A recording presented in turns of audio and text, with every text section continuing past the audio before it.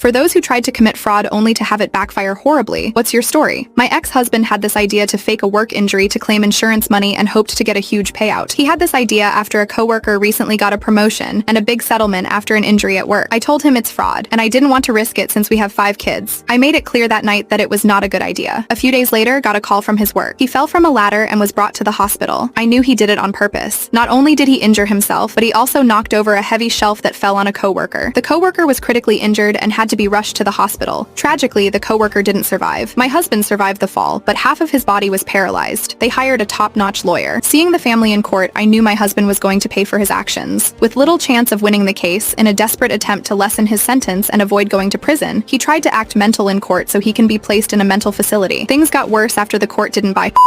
Court saw through his lies, and he was sentenced to prison for fraud and manslaughter. What's heartbreaking is that the coworker's pregnant wife is now all alone.